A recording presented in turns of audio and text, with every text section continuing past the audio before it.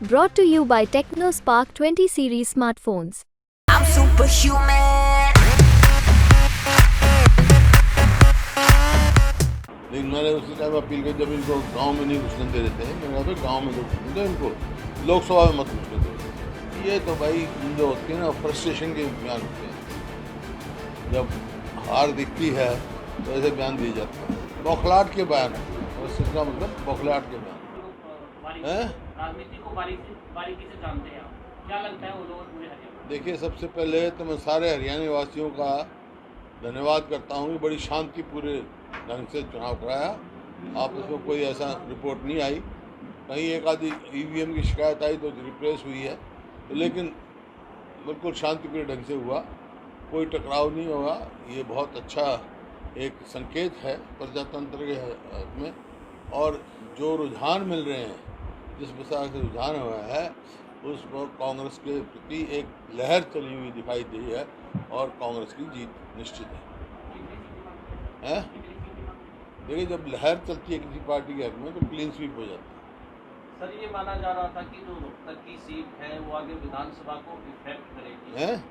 जो रोहतक की सीट है, रोहतक लोकसभा की सीट है, वो विधानसभा चुनाव पर काफी असर डालेगी। तो पूरी सारी सीटों का फर्क तो पड़ता ही है, एक रोहतक क्यों, पूरे हरियाणा की सीटों का फर्क पड़ता भाई।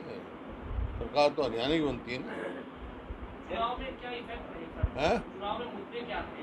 जो लोकल मुद्दे हैं वो हैवी रहे या फिर सेंट्रल लेवल पे जो ये सारे मुद्दे हैं जो विफलता, सरकार की विफलता है।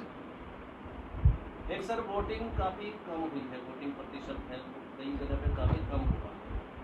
नहीं, कहीं 5% कम है, कहीं 4% कम है।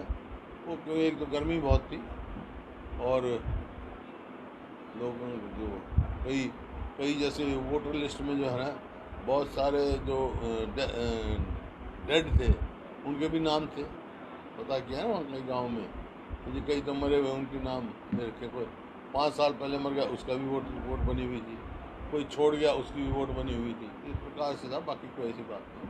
अभी तो फाइनल आने वाला है। किसान आंदोलन भी हुआ है, खिलाड़ियों का आंदोलन भी हुआ है, क्या ये भी गुस्सा था लोगों का? ये भी है गुस्सा, तो इस सरकार के प्रति गुस्सा तो था ही, लेकिन मैंने उसी टाइम अपील की जब इनको गांव में नहीं घुसने दे देते हैं, मैंने कहा भाई गांव में तो घुसने दो, इनको लोकसभा में मत घुसने दो। अच्छा सर, एक विधायक की मौत हुई है दौलताबाद की, राकेश दौलताबाद, जवान थे, उनकी तो उम्र कोई ज़्यादा नहीं थी, उनकी 45 साल उम्र थी। अभी कुछ दिन पहले मेरे को मिल के गए थे, लगता नहीं था।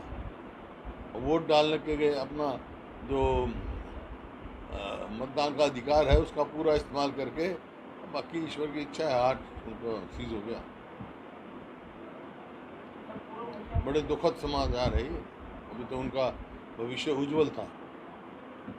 मुख्यमंत्री मनोहर का बयान आया कि अधिकारी और कर्मचारियों की कारण जो लापरवाही के कारण जो है चुनाव में दिक्कतें आ रही है। ये तो भाई जो होते हैं ना फ्रस्ट्रेशन के बयान होते हैं, जब हार दिखती है तो ऐसे बयान दिए जाते हैं। ये जो पोलिंग कम हुई है, इसका सरकार को फायदा होगा या नुकसान होगा?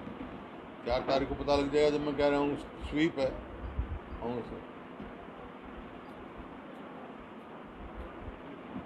ये हो गया और कुछ रह गया सवाल तारा है?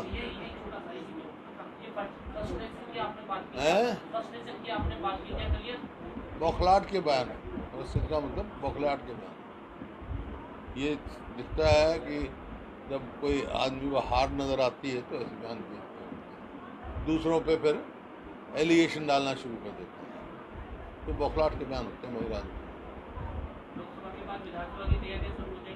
हाँ बिल्कुल, अक्टूबर में चुनाव है और ये सरकार तो वैसे अल्पमत में है, कोई नैतिकता आधार तो है नहीं इनका। अब तो वैसे भी हाउस की जनसंख्या जो 87 होगी, 87 में 45 इनके खिलाफ है। और इनके वो तो हम कर चुके, राज्यपाल को लिख चुके। अल्पमत में असर कर सकता है, अल्पमत में है, कोई नैतिकता आधार तो है नहीं नैतिकता। इनको तो तुरंत राज्यपाल से ये आग्रह किया हमने, इसको असेंबली डिजॉल्व करके फ्रेश मैंडेट लेना चाहिए, चुनाव कराना चाहिए, ताकि जो जन भावना हो उसका वही सरकार होनी चाहिए।